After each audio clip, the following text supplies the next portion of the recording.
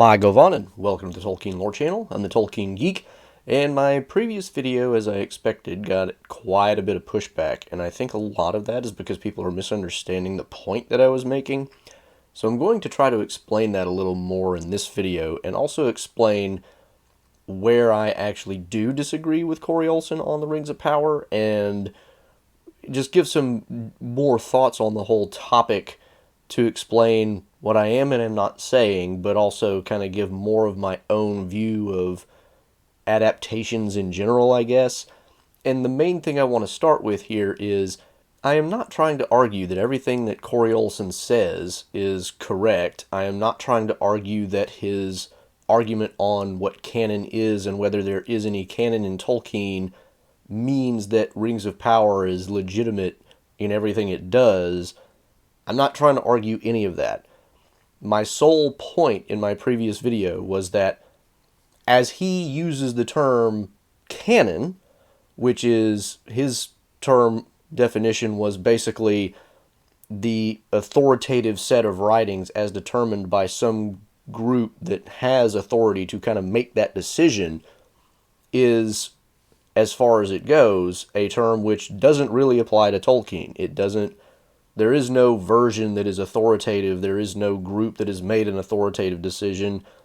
To the extent that decisions have been made by Tolkien and Christopher Tolkien, even those decisions have been questioned, upended, all that stuff. A lot of people have been arguing in the comments that, well, what canon really means is just every version of what Tolkien wrote.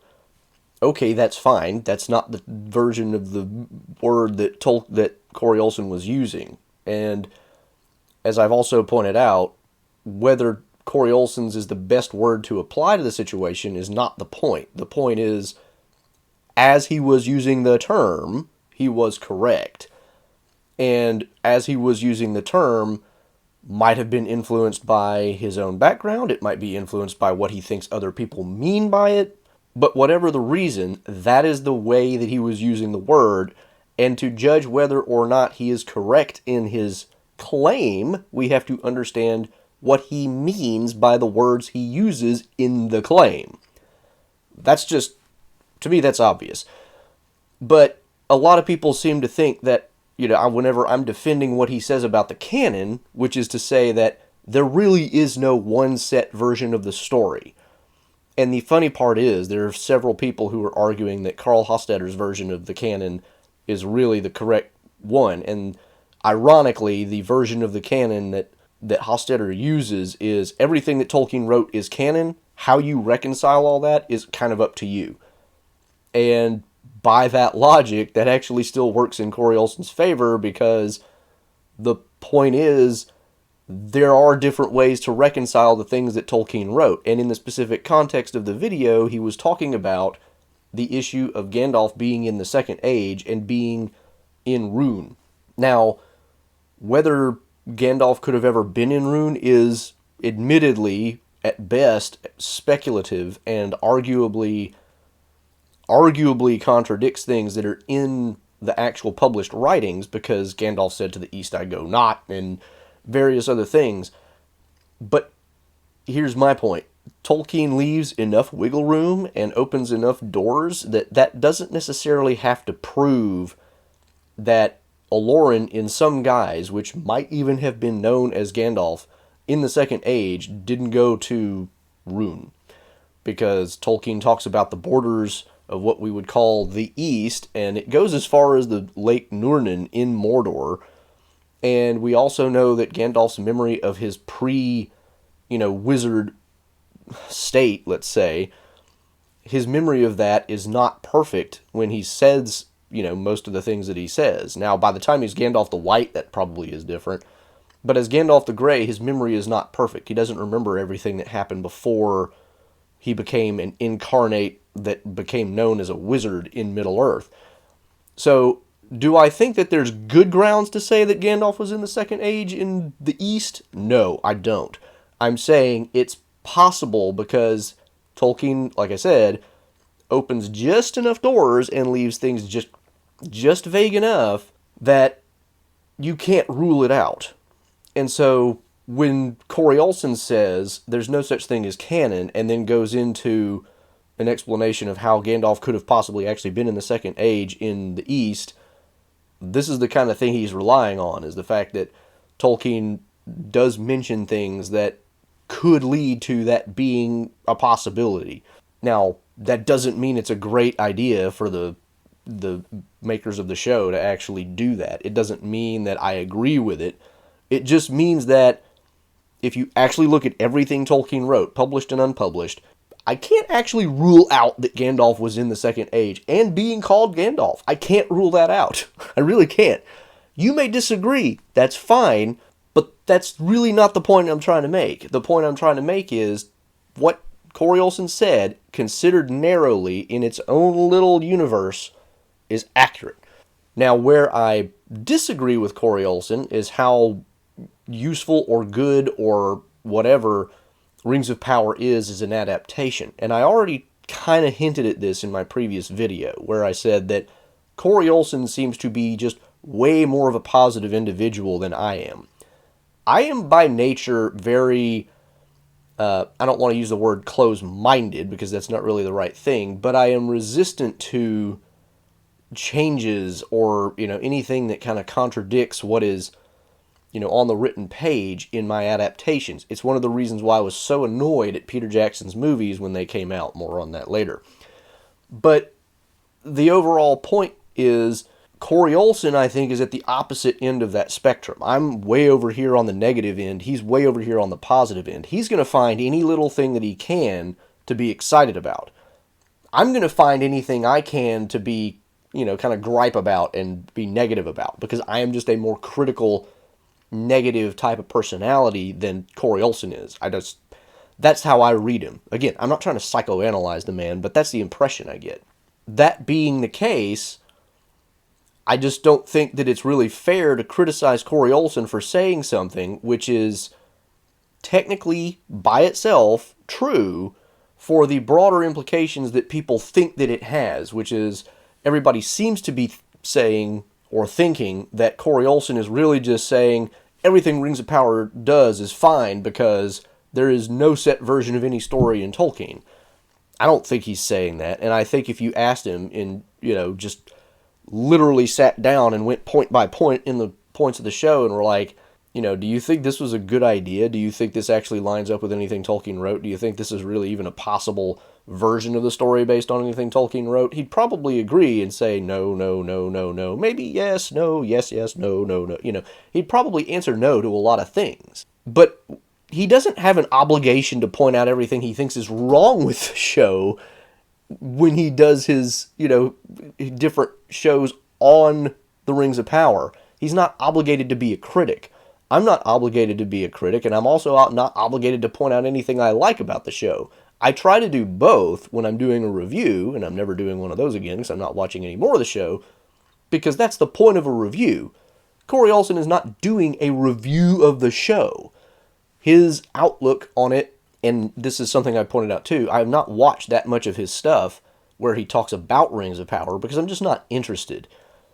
I'm not interested in following anybody. I mean, even when the first season was out and I was watching that, there were maybe 2 or 3 channels at most whose stuff I watched because I was anticipating them being the most kind of unbiased and most likely to give me neutral information in their coverage. And I'm not going to name names because I don't want to do anything by implication. I don't want to make it seem like other people are not as good. But there were people that I was watching, and then there were a lot of people I wasn't watching.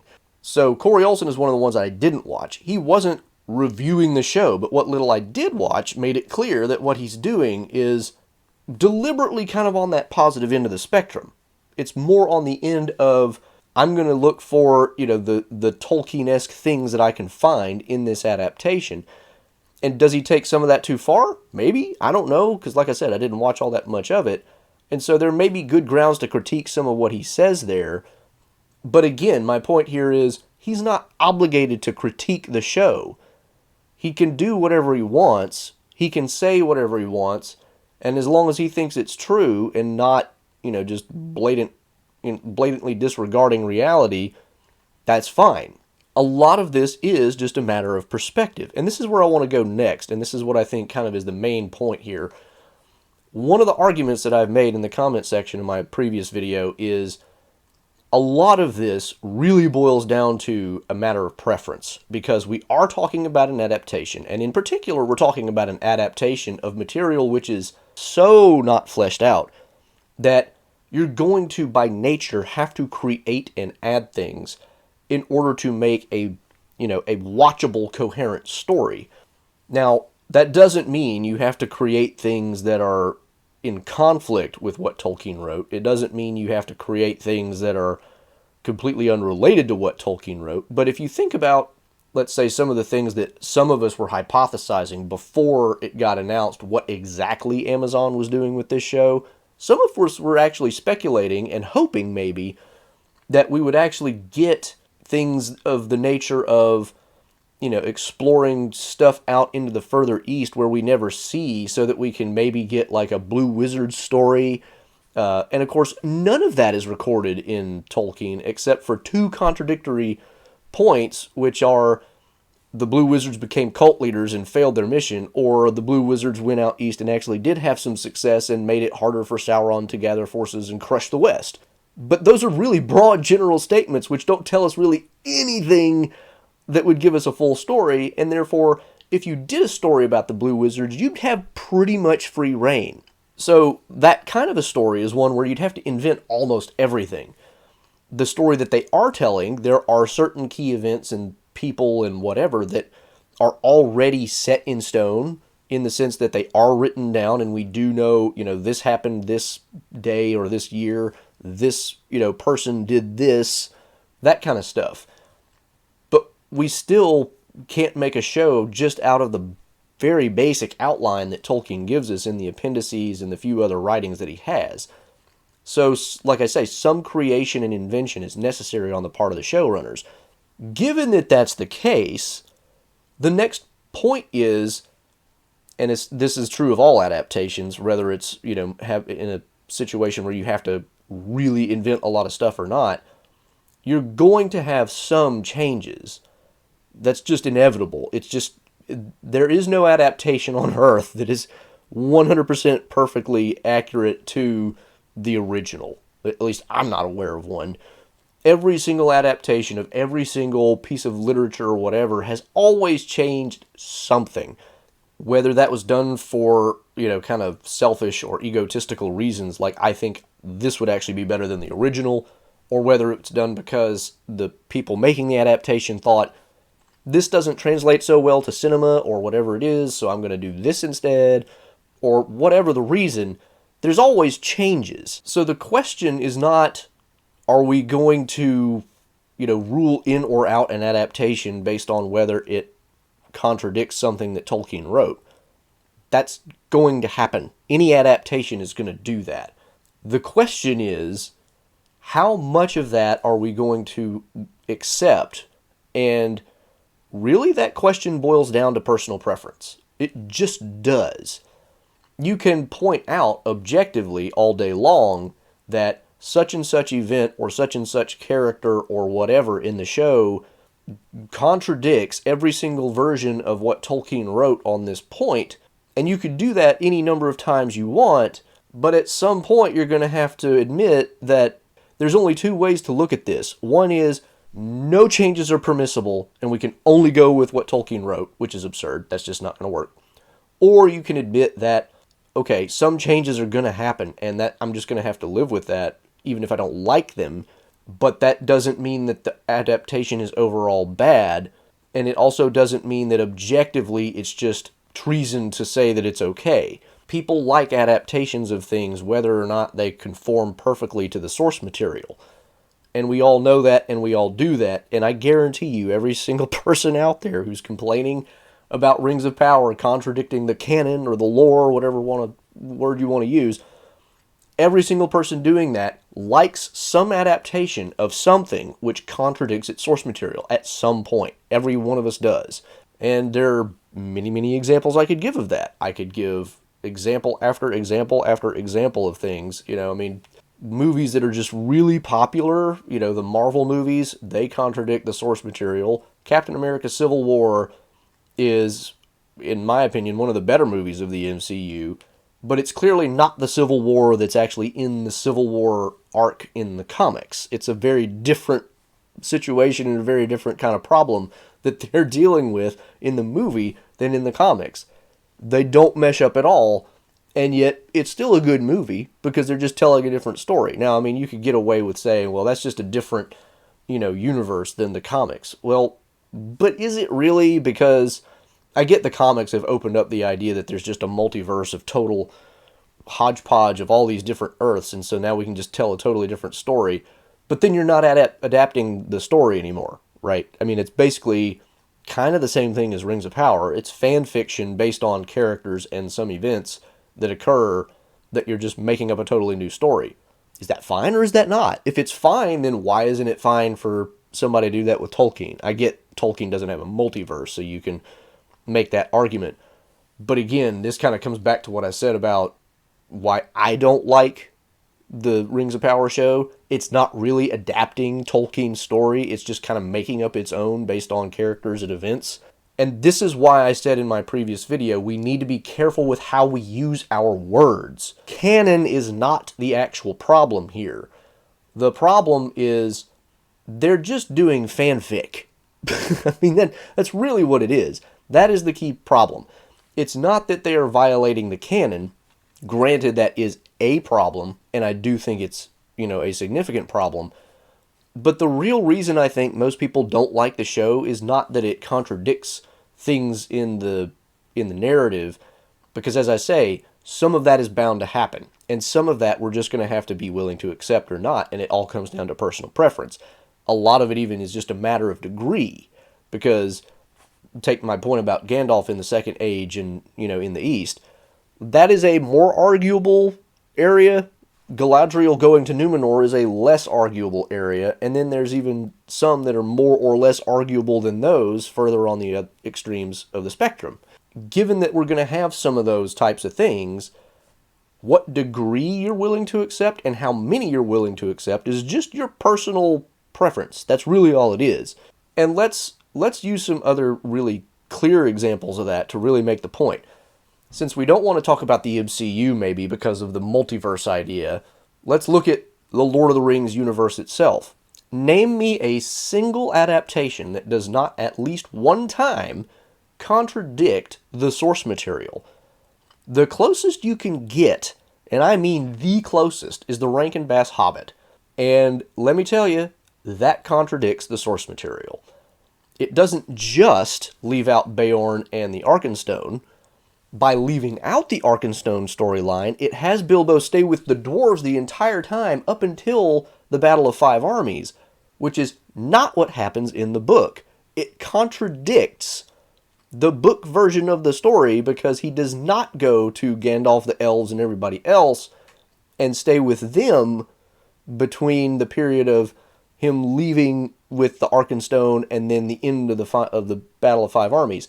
So even in the Rankin Bass Hobbit, which is one of the most faithful adaptations of Tolkien there is, there's still a contradiction.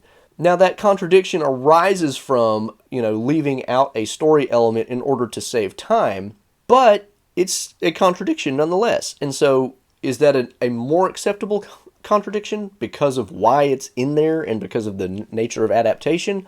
Sure, fine. I'm perfectly on board with saying that's a very understandable and acceptable level of, lore breaking or whatever you want to call it than others would be. On the other hand, we have, other adaptations like, let's say, the BBC radio play, which is very faithful, but not perfectly so. It has its issues. You've got things like, Ralph Bakshi's Lord of the Rings, which, considering how much of the story it covers in a short movie, is actually surprisingly faithful. But we've got Legolas instead of Glorfindel, meeting up with Aragorn and the hobbits in the wild. We've got various different things in that movie. Again, a lot of those adaptations are done to scrunch down the time, but the point is there's still contradictions. Here's the really key example, though, and this is Peter Jackson's Lord of the Rings trilogy. And we could talk about the Hobbit trilogy too, but I mean, I don't want to use that because not nearly as many people like the Hobbit trilogy. tons and tons and tons and tons of Tolkien fans really love the Lord of the Rings trilogy, despite its flaws. There are some Tolkien fans, and, you know, if you're one of these people, you can disregard everything I'm saying because you're being consistent. There are tons of people out there who are like, I won't watch Peter Jackson's Lord of the Rings trilogy because it's absolute trash. Because it really does violate a lot of the established lore in the Lord of the Rings. If you're one of those people, okay, good for you, whatever. But I'd be willing to bet money that 90% plus of everybody in my comment sections really likes the Peter Jackson movies. But the Peter Jackson movies are fan fiction, effectively, which are just, it's mostly invention by Peter Jackson, except for key events and characters. If you really think about it, it's all like that. How does Frodo end up leaving the Shire? It's at Gandalf's instigation, not his own decision. How does he end up getting to Bree? We don't even see anything between, you know, getting chased by the riders, which doesn't happen in the book, and when they get to Bree. How does he get from Bree to Rivendell? I mean, we don't really cover a whole lot of that, but we certainly get a very different version of the attack on Weathertop, which is the main, you know, actually covered event in the movie, because how the Ringwraiths find him and then how they attack and everything is very different than what happens in the book. If go through it, like scene by scene, seriously, and give me a scene where it is done perfectly according to the book. Maybe the party at the very beginning where Bilbo turns 111 is about as close as it gets, and maybe a handful of others. But most of the movie, the characters are radically different. The events occur in very different ways. Just everything gets changed in a significant way. Aragorn doesn't get Andúril until very nearly the end of the story. Elrond has to bring it to him. Like, I mean, thing after thing after thing after thing after thing. I've done videos on why the change in Aragorn's character is just an absolute travesty. I've talked about how Farmir's character is totally wrecked. Denethor's character is wrecked. Theoden's character is wrecked. I mean, Legolas is nothing in the movie like he is in the book. I pointed this out too. In the book, he's like this jokey, childlike character almost. And then they gave all the jokes to Gimli in the movie, and he's much more serious in the book. In fact, he's even more poetic in his own way than Legolas in the book, because he just kind of spurts off stuff off the cuff, and Legolas mostly does recited poetry. I mean, Legolas does actually help Aragorn with the off-the-cuff poem about Boromir's death, but, you know, Gimli is the one who seems to get really passionate about stuff and just wax poetic about things more often than Legolas does. So, I mean, my point is, if you look at the Peter Jackson movies and you compare it to the Rings of Power, both of them get sort of key events happening with the same characters, but how those events happen and what characters are doing and what those characters are like are all radically different. So if you're going to complain about the Rings of Power because it violates the canon, you really ought to hate Lord of the Rings by Peter Jackson, because let me tell you, everything about that movie, those movies I should say, almost everything about them is lore-breaking and ridiculous. The major events happen, and I mean, a lot of people really love The Two Towers. They think it's the best movie. I don't understand this. And part of it is, I think, because of the Battle of Helm's Deep. The Battle of Helm's Deep is not that inaccurate, but it's a battle. And Tolkien doesn't usually spend tons of time on battles. And even there, he screws up, Peter Jackson that is, several key points and how they happen. For one thing, Éomer's not there to help Aragorn fight off all the orcs. And this is, again, this is kind of like a time scrunching thing because we don't want to introduce Erkenbrand. Let's just have Éomer be the one that's missing, blah, blah, blah, right? Point being, if you look at all this stuff, it's like, for that matter, Aragorn having to fall off the cliff and then make his way back to Helm's Deep. That's a total invention. Him having all these dreams and visions of Arwen and all this stuff, his nearly actually going with Éowyn instead of Arwen. Arwen almost leaving Middle-earth. I can't even list all the things that are in the Peter Jackson movies that contradict what's in the book, because it would take too dang long. It's ridiculous. And so my point is, If you like the one and you dislike the other, it's not a canon problem. That is my point. It is a personal preference issue, and it might be because the changes that Peter Jackson makes you're just more okay with. It might be Peter Jackson makes equally bad changes, but the movies themselves are much higher quality, and therefore we give it a pass. It might be any number of reasons, but it's not, as most people seem to be making out, a simple difference of, well, Peter Jackson was mostly faithful, and the Rings of Power just isn't even trying to be faithful. Peter Jackson didn't try to be faithful to squat if you actually look at it in detail. I mean squat.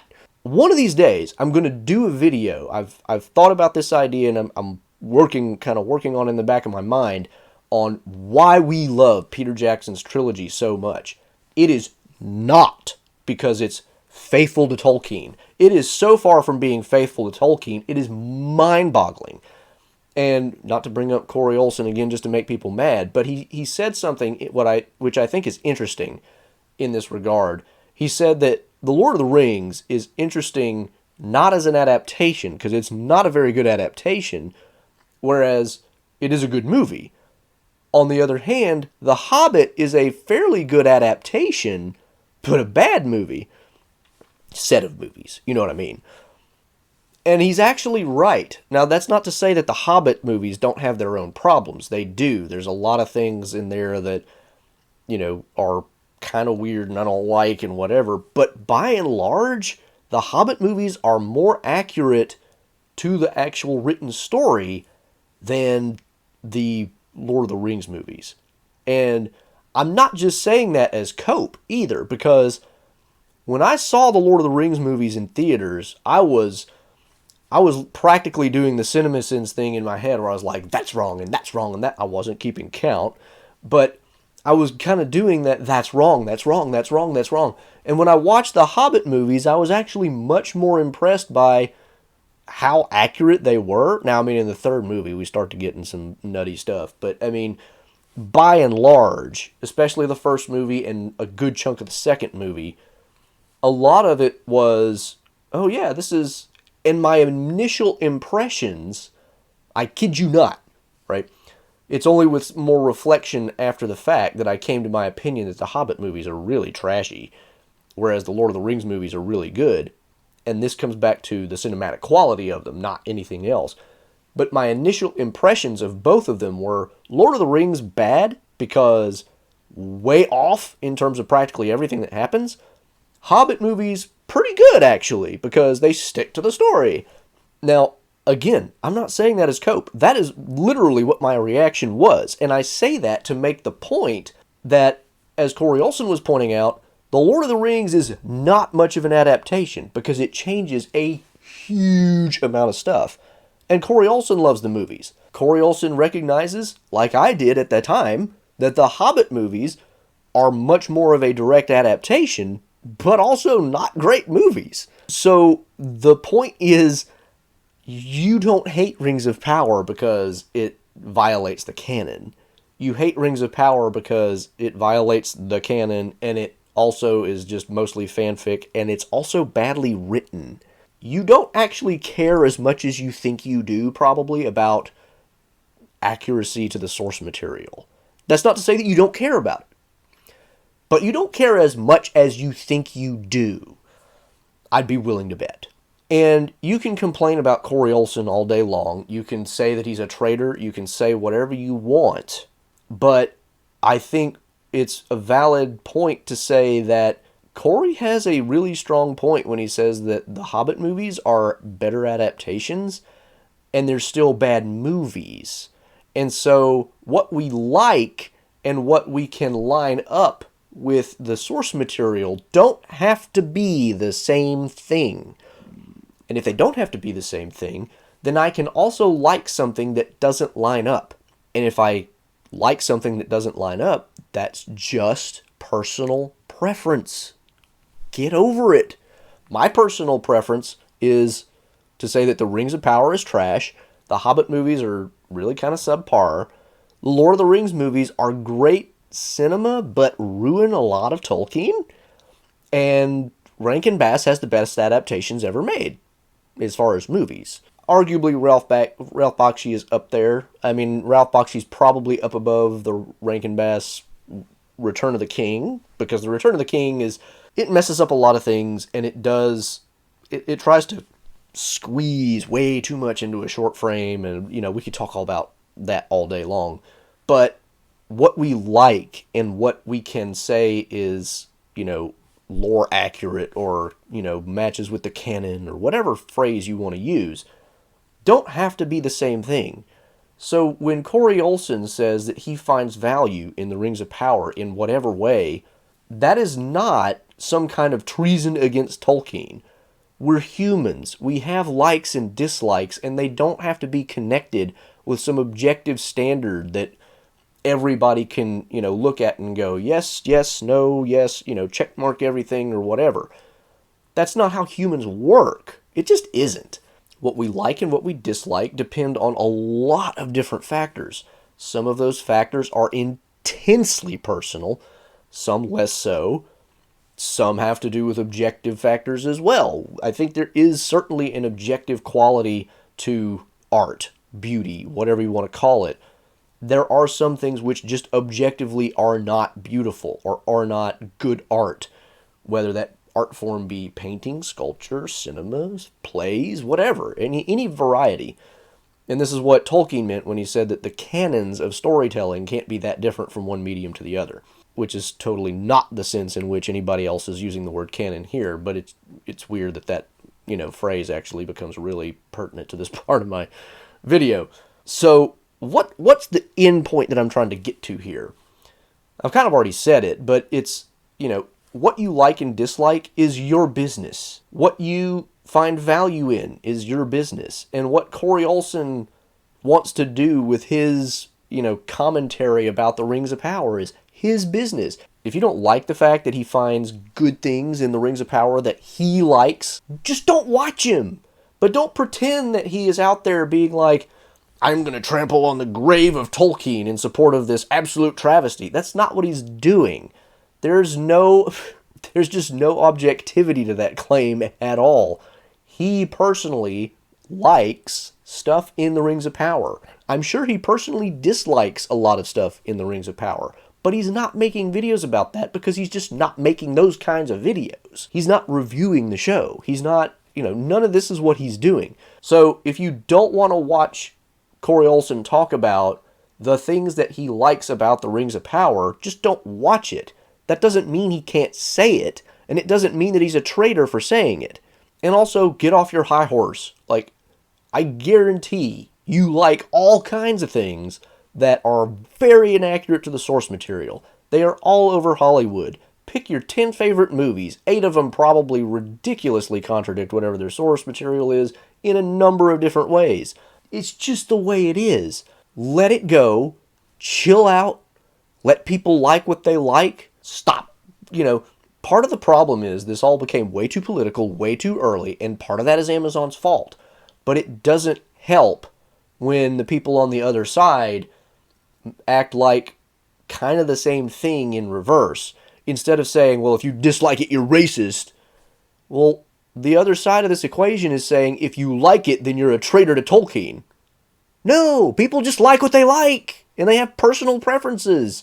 I have pet peeves, you have pet peeves. I have personal likes, you have personal likes. They don't all match up, and they don't have to. Goodness gracious, if we all liked and disliked the same things, what a boring world it would be. Now again, that's not to say that there's no objectivity to art, and that there are things that are objectively bad about Rings of Power, and I raised those in my review of the first season. But for goodness sake, chill out, recognize that the use of the word canon is at best ambiguous, and you need to be really clear what you mean by it and really clear what other people mean by it if you're going to argue about it. And don't step all over everybody's toes just because they like things you don't. Okay? Do I think you have bad taste if you like Rings of Power? Yes, I do. And if Corey Olsen likes the show, I think he's got bad taste. And by bad taste, I mean is just way too easily pleased. That doesn't mean that I think he's just objectively likes trash, but because there were things about Rings of Power that I recognized were at least kind of decent in terms of just being entertaining, but were never very good. And the first, the first thing that they released in theaters, which was basically the first 2 episodes, was kind of the best of the bunch in terms of how it went. And there were things in the show that were legitimately like, I would like to see more of that. Elrond and Durin's relationship, I would love to have seen more of that. But there were a lot of things in that show that were just like, no, man, you basically contradicted your own screenplay here in a few different ways. And that's just objectively bad writing. That doesn't mean you have to hate the show, okay?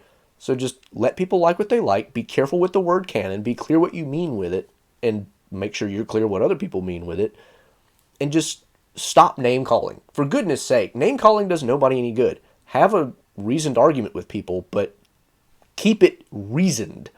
And understand, try to really get to the root of what is the problem. And I think the root of it is people like different things, and we try to justify what we like and dislike in objective terms, but to some extent that just cannot be done.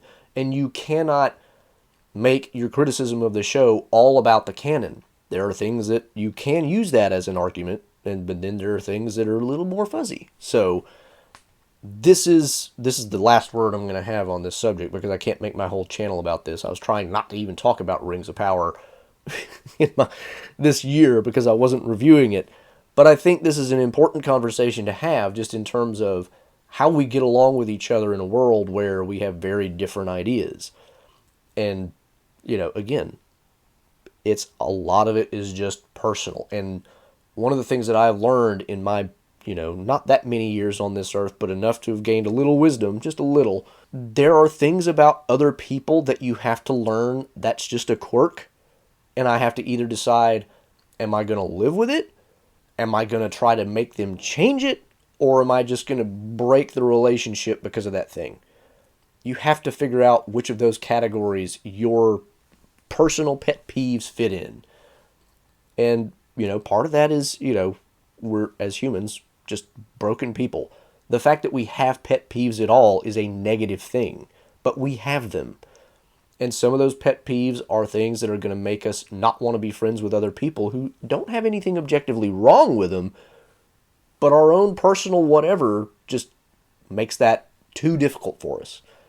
Okay, personalities and whatever aside, the same thing applies to almost everything. Everything about people is highly individual, and we just have to accept that.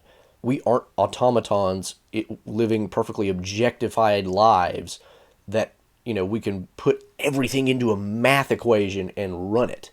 That's just not how humans are. So be a human and acknowledge that everybody else out there is a human. Please, for the goodness sake, try to give that charity where you can and acknowledge, we disagree on this, but that doesn't mean we have to be at each other's throats about it. Okay? That's it. That's my final thoughts. I'm not going to make another video about this. Please, try to really grasp this before you start leaving stuff in the comments below. I don't want to have another week-long debate session in my comments. But I will, in the comments probably get some of that. Anyway, I hope this video clarifies the previous one. I hope it provides some additional, food for thought, whatever. If it helps at all, please do give it a like, share it around. I think this does need to be talked about more in a sane way. And for the record, by the way, I'm not trying to jump down anybody's throat about all this. I know what's going on because I have the same problem. I get heated about things, and when we lose our cool, this is what happens. So I'm not trying to act like anybody's being an absolutely terrible person because they disagree with me or whatever. Don't take that message from this. I'm hyped up about it because I just get hyped up about things. Like, share around. If you want to catch more of my content in the future, make sure you subscribe. I know I've probably lost some subscribers because of the last video and my thoughts on it. That's fine. I never set out to make this a huge moneymaker channel anyway. But if you're on YouTube and you do click subscribe, make sure to also click the bell icon. Follow me on the platform formerly known as Twitter for Tolkien-related trivia questions, and check out the other support and social links in the description below. And until the next time, when I will be doing something much better in this channel. I'm the Tolkien Geek, signing out for the Tolkien Lore channel. Namarie. Thanks to all my channel supporters, especially elf friends Nathan Dufour, Robert Kindling, Stephen Clayton, and Spud.